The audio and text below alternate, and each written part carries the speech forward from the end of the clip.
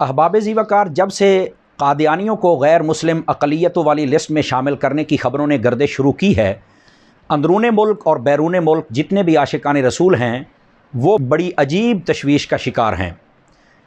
اللہ کرے یہ خبر جھوٹی ہی ہو، مگر یہاں پر میں نے مناسب خیال کیا کہ ناظرین کو ختم نبوت کی تعریف، اس کی اہمیت اور اس کے نہ ماننے کے نقصانات اور اس بات پر بھی تھوڑی سی روشنی ڈالوں۔ جو یہ خبر ہے، ختم نبوت کی آسان تعریف یہ ہے کہ جس طرح ہمارے نبی صلی اللہ علیہ وسلم کو نبی ماننا فرض ہے، اسی طرح آخری نبی ماننا بھی فرض ہے، اور اسی طرح یہ ماننا بھی لازمی ہے کہ ہمارے نبی کے بعد قیامت آ سکتی ہے پر کوئی نیا نبی نہیں آ سکتا۔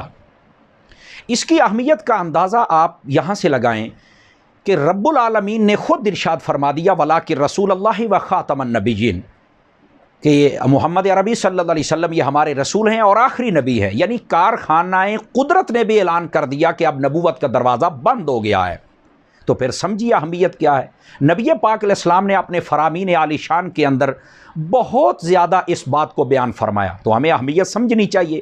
صحابہ کرام علیہم رضوان نے اپنے عمل سے اس بات کو ثابت کیا۔ جتنی جنگیں ہوئیں اس کے اندر 260 کے قریب صحابہ کرام شہید ہوئے، اور جو ختم نبوت کی جنگ یمامہ تھی اس کے اندر 1200 صحابہ کرام شہید ہوئے۔ گویا کہ ان کی شہادتیں آج بھی ہمارے ضمیر کے دروازے پر دستک دے رہی ہیں کہ مسئلہ ختم نبوت کو سمجھنے کی کوشش کرو۔ یہ ہو ہی نہیں سکتا کہ کوئی نیا نبی آئے، لیکن جیسے وہ کہتے اگر آ بھی جائے تو پھر کتاب نہیں ماننی پڑے گی، پھر کتاب نہیں ماننی پڑے گی، پھر ہو سکتا ہے وہ نمازیں نہیں لے کے آ جائے، پھر ہو سکتا ہے کہ وہ کعبہ نیا لے کے آ جائے، وہ احکام نیا لے کے آ جائے، ہو سکتا ہے کہ پھر وہ کہے کہ یہ میرے صحابہ ہیں، یہ میری اہل بیت ہے، یہ بھی نہیں ہے، انہیں بھی مانو۔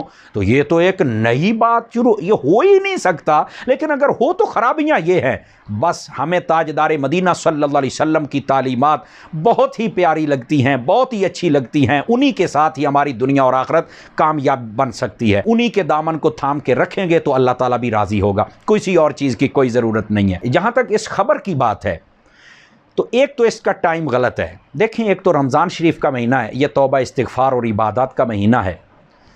دوسری بات یہ ہے کہ کرونا جیسی وبا ہمارے سروں پر موت کے سائے منڈلا رہی ہے۔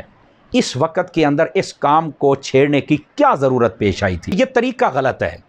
طریقہ کیوں غلط ہے؟ اس میں دو پیچیدگیاں ہیں، ایک مذہبی پیچیدگی ہے اور ایک قانونی اور آئینی پیچیدگی ہے۔ مذہبی پیچیدگی یہ ہے کہ قرآن و حدیث نے تو انہیں پہلے ہی کافر کہہ دیا ہے، اب صرف انہوں نے ثبوت دینا ہے، کوئی ویڈیو بیان یا وہ اخباروں میں آ جائے یا وہ اپنے لیٹر پیڈ پر جاری کریں کہ ہم مانتے ہیں ابھی ہم کافر ہیں، تو پھر تو ٹھیک ہے۔ چونکہ اگر یہ ثبوت نہ ہوں تو لفظ اقلیت کا وہ فائدہ اٹھا سکتے ہیں کہ اقلیت تم نے ہمیں کہا ہے، اب ہمیں عبادت گاہیں بنانے دو، ہمیں ہمارے سارے حقوق دو، اور اگر ہم کہیں کہ تم کافر ہو تو وہ کہیں یہ تو تم نے شامل کیا، ہم تو مانتے ہی نہیں تھے، تو پھر تو یہ بڑا نقصان ہوگا۔ تو اس لیے اس شک کو پورا کرنا ضروری ہے۔ دوسری بات یہ، جب وہ مان جائیں گے نا تو پھر اگر وہ بعد میں کوئی خرابی کریں تو ان کی پکڑ کرنا بڑی آسان ہوگی کہ یہ تم نے جب خود اپنے آپ کو کافر مانا تو جیسے باقی کافر عیسائی، ہندو، سکھ رہتے ہیں تو ویسے تم بھی رہو، جیسے ان کو حقوق ملتے ہیں ویسے تمہیں بھی ملیں گے، تو یہ ان کو پکڑنا آسان ہو جائے گا۔